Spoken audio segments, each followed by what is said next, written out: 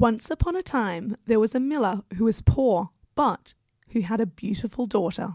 Now it happened that he got into a conversation with the king, and to make an impression on him, he said, "I have a daughter who can spin straw into gold."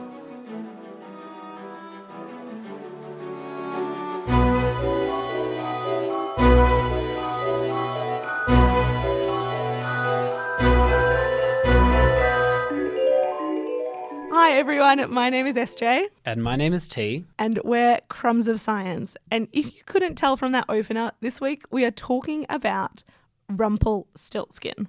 So this is another very famous Grimm Brothers fairy tale, originally in their 1812 compilation and then again in their 1857 final published version. And most people have heard of Rumpelstiltskin, though it's not one that's made it to Disney yet. Weirdly enough, they seem to be very keen on doing remakes of everything ever, but have not done so with Rumpelstiltskin yet. Can you imagine a Disney Rumpelstiltskin?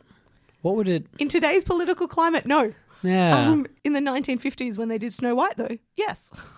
Sometimes when I was reading some analysis of this story, it said it's the story of a lazy, young, ungrateful girl. That's actually a bit harsh. People are really quite mean to this girl. Yeah, it seems quite... I think that's a terrible interpretation because she's basically dragged along by her father into the court. The king says, "Spin gold or you'll die." Then someone exploits her for her children. And it's not really a happily ever after here, is there? For most of the characters, there's a happily ever after. However, for the titular character, there is not. So you heard the opening line. The next part of the story is the king goes, gold. I like gold. Let me have some. So she comes along. The girl is brought in to the locked room filled entirely with straw. She's given a spinning wheel and a reel. I suppose that's part of a spinning wheel. I can't say that I have much expertise in this. And told, spin all of this into gold, and then I won't kill you. That's a great first impression of the king. King goes, "Hi, I'll kill you if you don't do this." Something that your dad said you could do. However, there is no background on whether she told her dad that she could do this. It seems like a straight out lie. So the poor miller's daughter sat there, and for the life of her, she didn't know what to do. She had no idea how you could spin straw into gold. Because it's not possible yet. And she grew more and more afraid. So at the end, she began to cry. Then all at once the door opened and a little mannequin stepped inside. And mannequin's a German word, just mean little. I think Mannheim? Mannheim? Yeah, little man, basically. Yeah. The one that I found was Mannheim. Then again, I don't speak German, so I have no idea which is the correct version. So Mannheim says, "Good evening, Miss Miller." Oh, you're not doing a voice. Come on. "Good evening, Miss Miller. Why are you crying so?" Oh, that's really not a good gremlin voice. Should it be more of a "Good evening, Miss Miller. Why are you crying so much?" Oh, that sounds like a 1950s ad executive who's been smoking his whole life. "Oh dear," replied the girl. "I'm supposed to spin straw into gold, and I don't know how to do it." Said the little man, "What will you give me if I spin it for you?" "My necklace," said the girl. So the little man took the necklace, sat down at the wheel, and whir. 3 times the thread was drawn, and the bobbin was full. They put on another, and whir. 3 times until the thread was drawn, and the second one was full, and so it went on until morning. And there was all the straw spun, and all the bobbins were full of gold. Next day, the king came along. She'd done what he'd asked her to do, despite the actual impossibility of it, and he was happy. I feel like he should have been more amazed and awed. Yeah, and kind of grateful, but his heart grew still more gluttonous for gold. He had the miller's daughter taken to another room full of straw. He has a lot of rooms just full of straw. Yeah. I guess that's what you do when you're a king, just stockpile straw. So this one was even larger, and then once again, he gave her one night to spin it all into gold, or he'd kill her. He's a jerk. Bit of a dick. So she didn't know what to do. Once again cried. That seems to be her coping mechanism, but it worked on the first night for her, and surprisingly enough, it also worked on the second, because once again, the little man appeared. "What will you give me if I spin the straw into gold for you?" "The ring from my finger," answered the girl. So the little man took the ring, began whirring again with the wheel, and by morning he had spun all of the straw into shining gold. The king was delighted beyond bounds by the sight, but he still did not have his fill of gold, and so he had the miller's daughter taken to an even bigger room full of straw, and said, "You must spin this yet again tonight, but if you get it done, you shall become my consort." So consort, I think in this context, just means wife, because other versions of the translation say wife. So because he is a greedy jerk, and his logic behind this was, even if she's only a miller's daughter, I will not find a richer wife in all the world. So when the girl was alone, the little man came again for the third time, saying, "What will you give me if I spin the straw for you this time too?" I have nothing more that I could give you, answered the girl. "Then promise me when you are queen, your first child." And the miller's daughter, thinking very pragmatically, went, "Who even knows if I'll have a kid? Maybe the king will kill me tomorrow, as he keeps promising to do." So she agrees to his promise. And once again, the little man did his good deed of the night, spun this ridiculously large room of straw into gold. And when the king came in the morning and found everything was as he had wished it, he celebrated his wedding with her, and the beautiful miller's daughter became a queen. So he just basically walked in and was like, "Cool, time to get married." And then I don't think he continued asking her to spin straw into gold, because the story skips ahead. Yeah. We have a nice little montage of them being happy together, though I don't know why. I don't know how you can be happy with this guy. I was going to say, no one's really brought anything to the table here. No. Like, both of them have zero skills to contribute to the marriage. Lying, deceit, crying. Yep. Sounds like a pretty horrible year, actually. But then at the end of this year, they bring a beautiful child into the world. She no longer thought of the little man, but then suddenly the little man steps into her chamber, saying, "Now give me what you promised." The queen, because she was a queen by this time, was terrified and offered the little man anything he could want, all the wealth of the kingdom, anything as long as she could keep her child. But the little man said, "No, I would rather have a living creature than all of the treasure in the world." Valid, though I have met small children, so I don't know if I'd agree with him on this. The queen continued with her coping mechanism, cried, and she cried so much that the little man took pity on her and said, "I'll give you 3 days, and if by that time you know what my name is, you shall keep your child." Don't understand his logic. I know, here. right? I guess he's really banking on the fact that no one's ever seen him before. Also, he made a promise.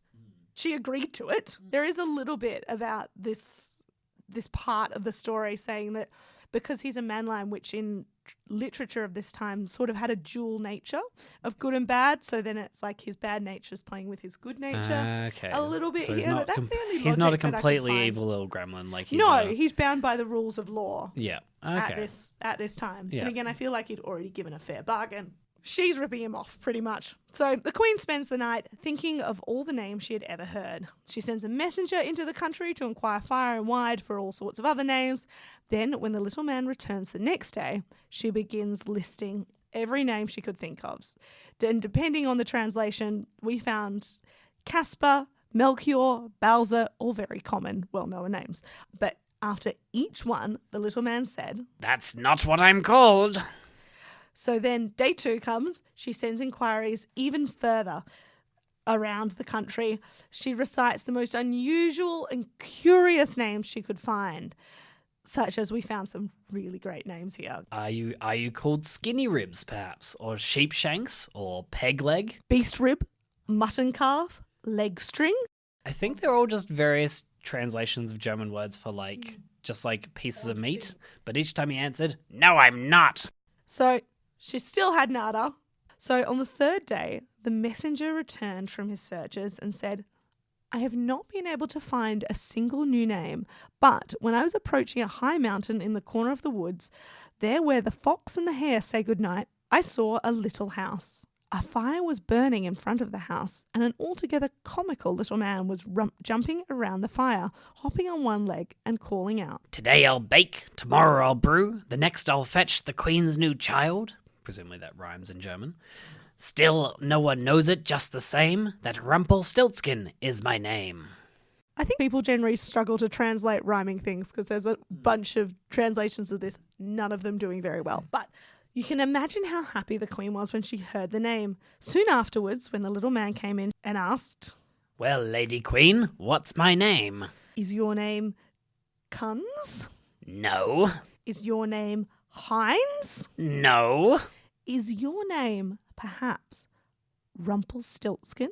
The devil told you! The devil told you! Shrieked the little man, and in his anger he stamped his right foot so deep into the earth that he sank down as far as his waist, and then, and this is a bit gruesome, he then seized his left foot with both hands in a rage and tore himself right down the middle in two. And that's the end. That's There's it. no That's little the story. happily ever Yeah. after. And that, as I mentioned earlier, the dual nature of Mannlimes, that this also shows his dual nature. When So he rips splits himself in two, the good and the okay, bad. because his good side, his bad side had foiled him here. It seems. Again, she just got lucky, really. But we're having a bit of a discussion about whether we could guess someone's name. So we looked up some statistics because we've obviously got too much spare time on our hands. And we found that the stats for someone guessing someone's name is pretty much infinitesimally small. A 1 in 3.76 times 10 to the 30 chance, which is very, very, very small. Nonillion is 30 zeros. All right, so that is so a 1 in a non-nillion chance. Rumpelstiltskin had a pretty good strategy here. He had a pretty safe bet that they wouldn't be able to guess his name. We were having a think about whether it would be more possible in 16th century Germany to guess someone's name or whether it would be more possible now, which led us down a really great tangent of looking at baby names. Yeah, possible baby names. And in 2017, the Victorian state government did release a list of banned names, specifically banned names, and these are applied to. And the reason for banning these names, like any name that is rude, is generally banned. So something that is a swear word or something that is inherently confusing, like brother or sister as a name. But the main reason for banning is usually that these names are titles, because titles are officially protected under Australian law. So we have a few very fun names that I think would be great, but unfortunately are super illegal. Admiral, Chief, Baron, or Bishop. Doctor. Yep. Could you name your kid Doctor? That would just be so confusing. Is there a doctor on board? Yes. Can you save this person? Oh, no, I'm 5 years old. Yeah. The ultimate not that kind of doctor. Satan, also banned. I feel like that one's acceptable. Yeah. So, and this practice of banning names is actually common around the world. A lot of countries ban names. France, even though they're usually the butt of jokes, they won't allow a name if the court agrees that it will lead to a lifetime of mockery. So they're not allowed names like Nutella or Strawberry, Prince William or Mini Cooper. Germany, funnily enough, has banned Adolf Hitler. That seems reasonable. I think Yeah. they've banned a lot of things to do with that. Switzerland doesn't like a whole bunch of names, including Paris. I thought they were supposed to be neutral, honestly. For some reason, Denmark doesn't allow kids to be called Monkey or Pluto. How rude. Pluto. I like it. However, my favourite name that I think that I found was Sweden, who was banned the name 111116. Oh, specifically That Oh, name. boy. Yes. I suppose that was just one that someone tried to submit and they were like, no. Oh, isn't it? It's so good though. I lied. I said that was my favourite name. I then found my new favourite name that has been banned, which is from New Zealand. And the band name is Tallulah Does the Hula from Hawaii. I love that name. I love it a lot. But can you imagine filling out one of those forms every single time you're a kid and you have to write your name out before going off to recess? So my name's Sarah-Jayne. It has 10 whole letters in it and I still tried to shorten it because it took me too long to write when I was a kid. But if you had Tallulah Does the Hula from Hawaii and then had to fill out those little like circle boxes to colour in. Oh, yeah, for the standardized sheets, the machine-rated sheets. You wouldn't finish it by the time you'd done everyone else had finished the exam. So would you shorten that to Tallulah? Or hula or Hawaii? I think you'd go to HH. Yeah. I reckon you just go Thule. Maybe I feel like New Zealand's close enough that it also does not have good connotations as a name. But you never know. All right. Rumpelstiltskin has its origins in a number of German fairy tales, but it was so well known in Europe that there was actually, when the Grimm brothers were collecting their tales, they collected 4 different versions and combined them all into Rumpelstiltskin. The most common idea that it was behind, it came from Rumpelstiltskin der Poppet, which was a game that you played when you were in Germany. And I think that you still play it today. Pretty much is kids go around playing a marauding goblin and make noises. There's also the version from the Frenchman Francois Rabelais, who wrote The Life of Gargantua and Pantagruel, which was the adventures of 2 giants, with a lot of crudity and humour and violence, supposedly. A lot of credit should go to Giambattista Basile, who I think I've mentioned before, because he was quite famous in Italy. And he wrote a printed version, Pentamerone, in 1634. So it was quite different from the final version, but it did introduce the main features, such as the young girl's ability, or not ability actually, to spin flax into gold, her marriage to a wealthy and demanding husband, though in these versions it was a fairy, and there wasn't the guessing game, which I think is the thing that most people remember about Rumpelstiltskin today.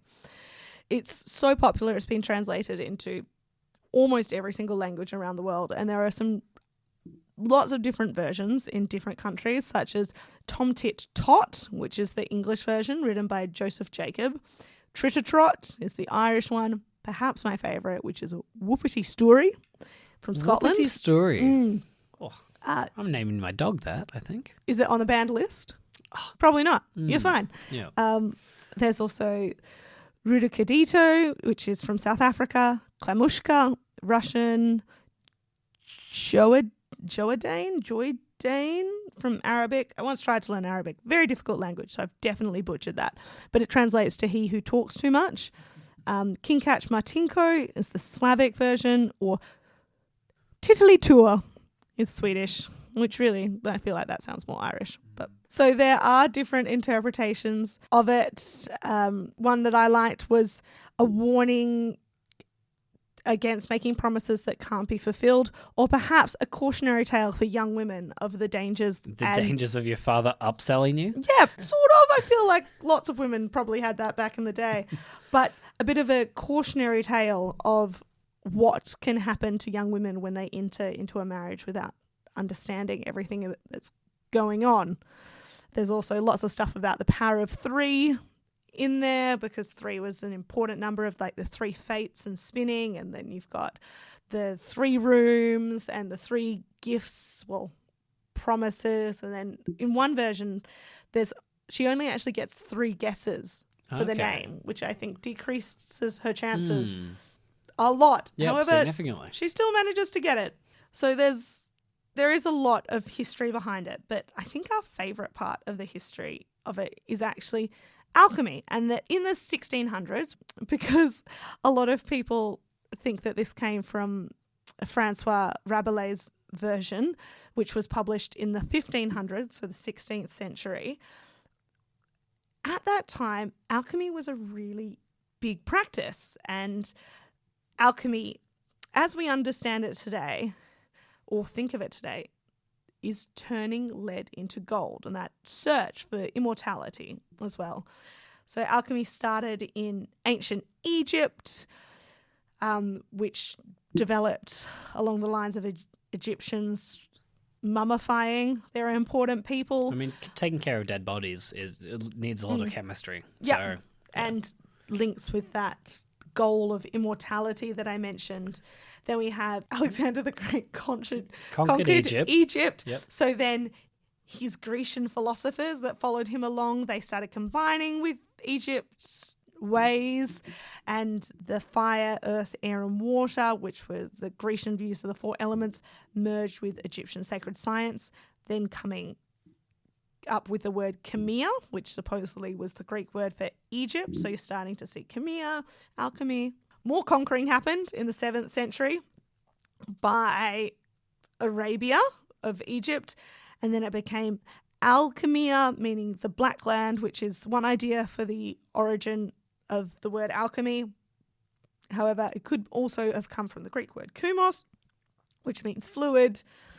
But we've lost a lot of the knowledge when they burned Alexander's most beautiful library in Alexandria and destroyed lots and lots of cool stuff. Alchemy was also discovered independently in China by Taoist monks who were looking at outer and inner elixirs, so outer minerals and plants to prolong life, but then they also had inner, which is stuff that survived to today, really, which is an exercise technique to manipulate qi.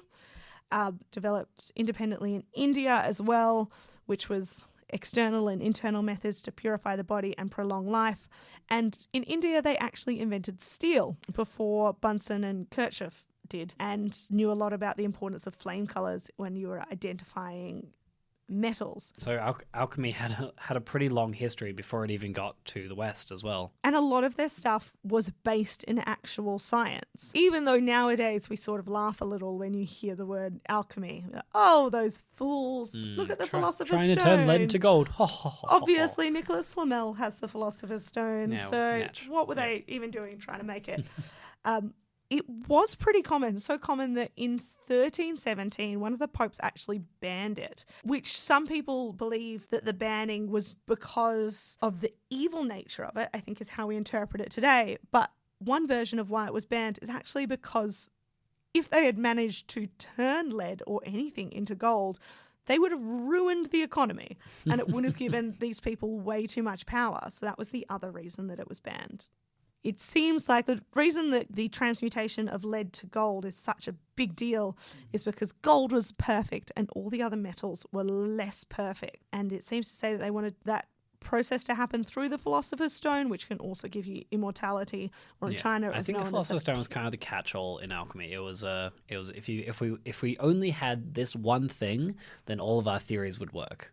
So I feel like that works in a lot of scientific stuff. I think it's kind of the dark energy of the time. You know, it's we know this stuff's out here probably, and if we can prove it exists, well, that'll help us out. So alchemy back in the day, it was pretty cool.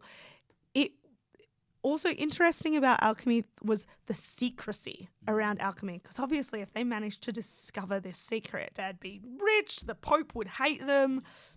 They'd get all the glory. So they were actually pretty obtuse in the way that they described these things. When we think of chemistry textbooks today and go, oh my gosh, I can't follow their instructions at all, this is something that you might have seen in the late 16th century. Antimony is the true bath of gold. Philosophers call it the examiner and the stilangs. Poets say that in this bath Vulcan washed Phoebus and purified him from all dirt and imperfection. It is produced from the purest mercury and sulfur under the genus of vitriol in metallic form and brightness. And that means... I think that it's a transformation one, but supposedly if you knew the language of the time, it would be really easy to follow. And that's actually from the Aurora of the Philosophers, which was a book attributed to Paracelsus, who we've actually mentioned before, because he was someone who worked with the 4 elements. And I think we mentioned him when we were talking about witches. Alchemy has a long and storied history, and it did lead to the development of modern chemistry eventually. And in the time, alchemy was pretty much anything that involved mixing two things together was almost considered alchemy. So recipes, stuff to make perfumes, to also all the catch-alls for curing warts and that sort of thing. All those at the time would have been considered alchemy. And even as recently as the 19th century, people still thought that they snagged the overall prize for alchemy of turning lead into gold. This was Cyprian Theodore Tifero, brought out some stuff. He lived from 1819 to 1898-ish, saying that he had managed to make this happen. And everyone in the world got very, very excited, including the Academy of Sciences. But then when he tried to replicate his results in Paris, he didn't manage to. So it was a bit like cold fusion. Blamed it on, I think very much actually like some worms that we studied earlier, because he blamed it on the lack of microbial action. Where in Mexico, there were lots of microbes traveling around that were obviously very related to gold. So this was like making sourdough. He needed to be in the exact right place with the exact right yeast. And even then in the 1890s, an entrepreneurial chemist and mining engineer Stephen Emmons had a method of turning silver into gold, slightly less useful because silver's already relatively valuable compared to lead. However, once again, when other people tried to do it, they couldn't replicate the results. And so this, even though this idea started in BC, it was still something that people were trying to do in the 1800s, and even thought that the world got really excited when it happened. It wasn't lies. Yeah. All big fat lies. It was, oh, wow, you finally managed to make this happen. I mean, I guess if something's been tried to do, if you've been trying to do this one thing for so long in so many different ways, then any development is going to be like, oh, maybe we've got it this time. Yeah. And here's the thing, though. You can actually make gold out of lead. You just need is a particle accelerator.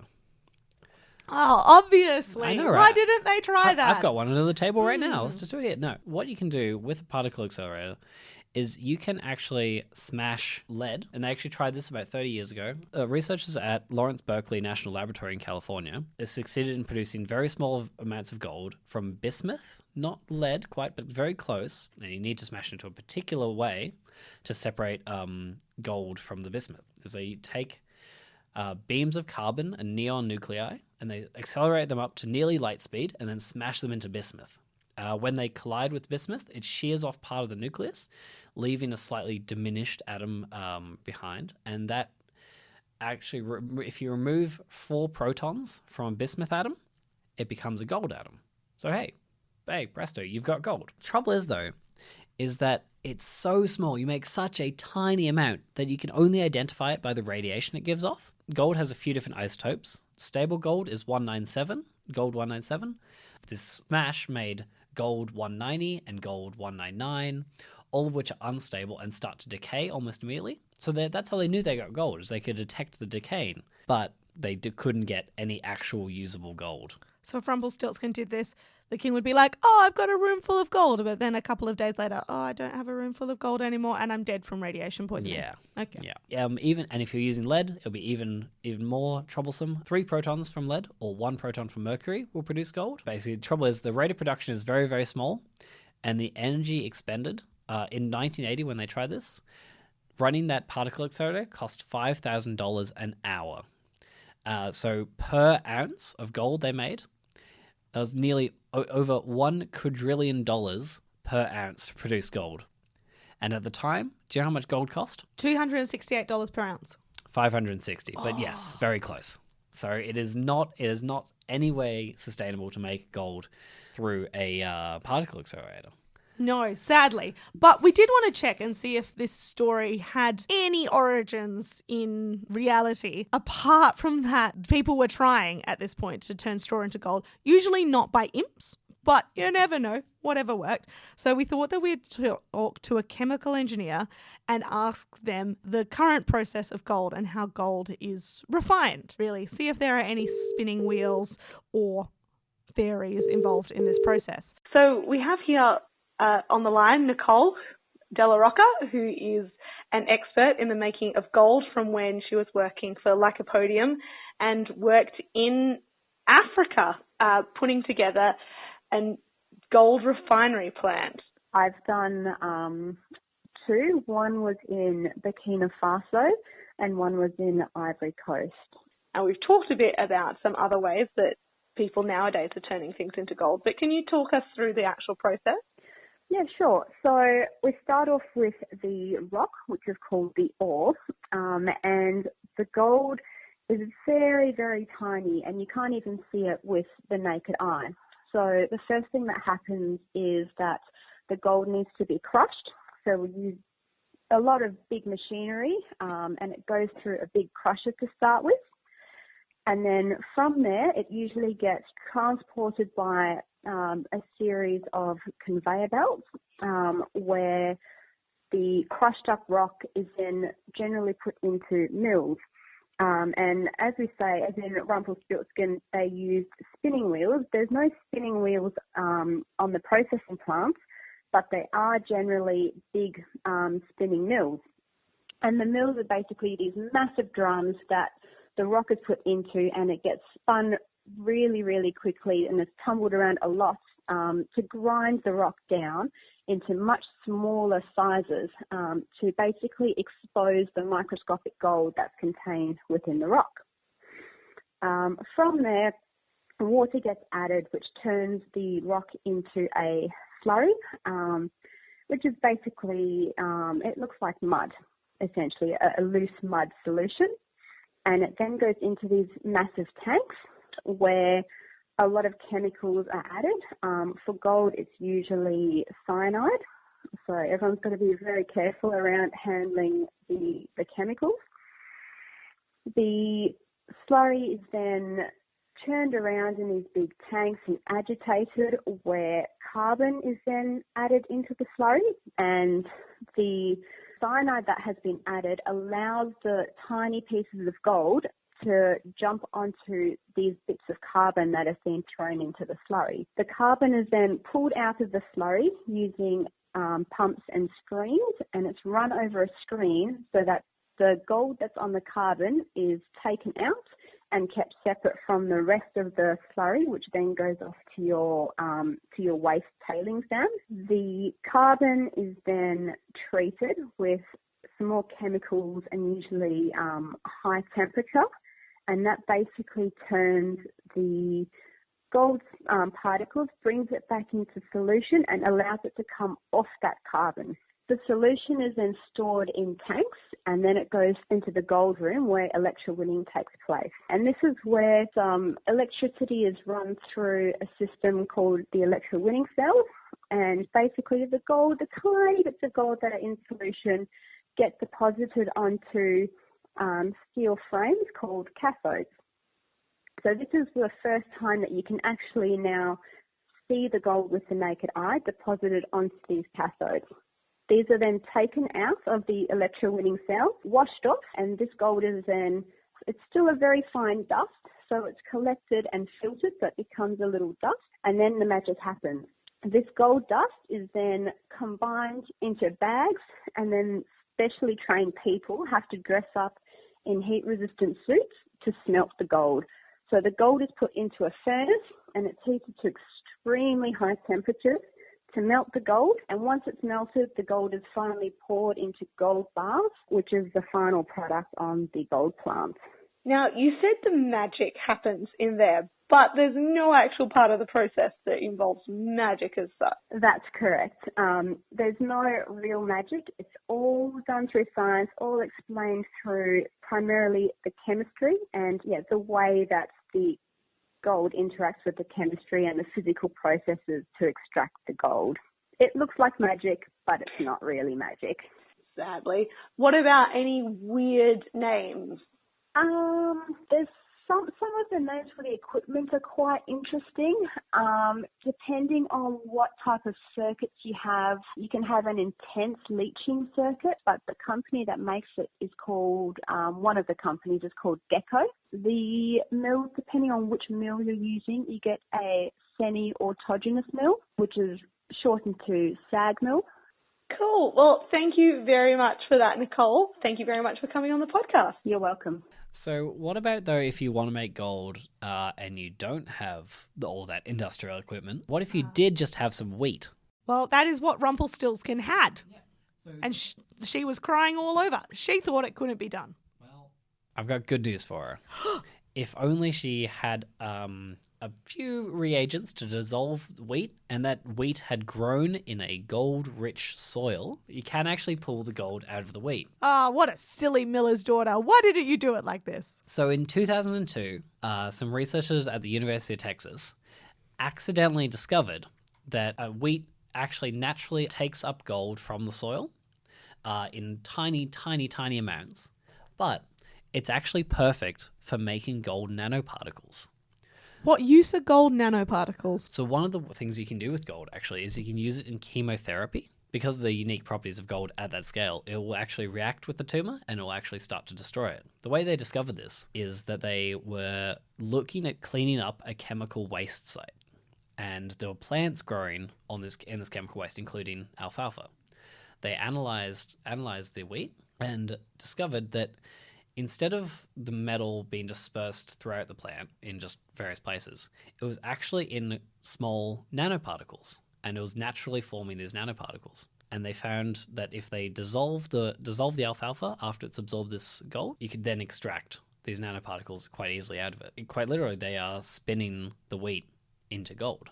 So we're talking about how Rumpelstiltskin doesn't fit that well into our modern culture because it's a horrible story involving lies and deceit and really not a really strong moral message as well. No. It's kind of like, if you lie, double down on it. Yeah, that's just the keep going. Rumpelstiltskin way. But we do see elements of the story in modern day life in terms of the chemistry, because the alchemy at the time of the turning straw into gold, sadly, that's not an everyday occurrence, but a lot of other chemistry is. So we thought that we'd get on a chemist, Len, to have a bit of a chat to us about modern chemistry and how we can pretend that it fits well with Rumpelstiltskin. Hi. Hey, Len, thanks for coming along today. Oh, thanks for inviting me in. You're most welcome anytime. So you were talking a bit about some projects that you've had of turning useless stuff into useful things, or in Rumpelstiltskin terms, lead into gold. So what sort of things does modern chemistry do that relates back to this? So I have a bit of a background in green chemistry, which has 12 main principles of coming with a lot more environmentally sustainable chemistry methods, and one of them is reusing waste products. So in my studies, I come across of a lot of, taking waste products like urea, even carbon dioxide, and then trying to work out how to reuse those elements to make something a lot more useful. What are some of the useful things that can be made with these sorts of fairly useless products? Fuels, monomers for making more plastics, and we have plastics everywhere, so there's so many different types, and that's most of what I studied, plastic making. So what were some of the processes that you used to change these useless products into useful things? Oh, mostly they'd involve breaking down the that waste product into something a lot more simpler, and then doing more steps to convert it into a base product that then you can do more and more reactions until you get what you need. Okay. Is this a lot of acids or electrochemical stuff? A lot more acids-based would be what I looked at, but electrochemical processes can also be used for, breaking down water, which is kind of a useless project, into something very useful like hydrogen fuel. Personally, I find water really useful, so I feel like we have different definitions of usefulness there. But, to each their own. So what project, did you have a particular project that you worked on? Yeah, I had a particular project which was not specifically turning waste products into gold, but still in that same vein of sustainable chemistry, where I was looking at creating a plastic that can heal itself under just light exposure. So a lot of my project was making a plastic film, scratching it, shining light on it, see if the scratch healed, with a specific outcome of trying to make it also conductive so it could be used into wearable electronics. So we did see in alchemy that the Philosopher's Stone, we described it as sort of a catch-all. They were using it to hopefully turn lead into gold. It was going to make you immortal. It was a whole situation. What's the current thoughts on the Philosopher's Stone?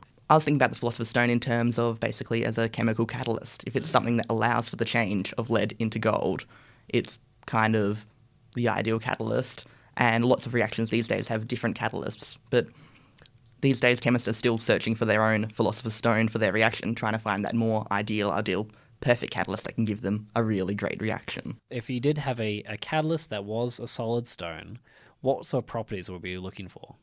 Well, it'd be very loosely solid stone, because the main problem with catalysts is you want a really high surface area. So whether you have lots of really, really tiny stones and just scoop a bunch in it, or you just have a very porous stone. Philosopher's pumice. Yeah. Thank you very much, Len, for coming on our podcast. It was great to chat with you. So if you would like to know more about Philosopher's Stones for immortality reasons, we'll actually be covering that next week. So we hope that you tune in next week for our podcast about Snow White, where we'll be chatting to Dr. Hannah Thomas about the search for immortality and the ways that people use today to try and stay young. Until then, we hope that you have a happily ever after.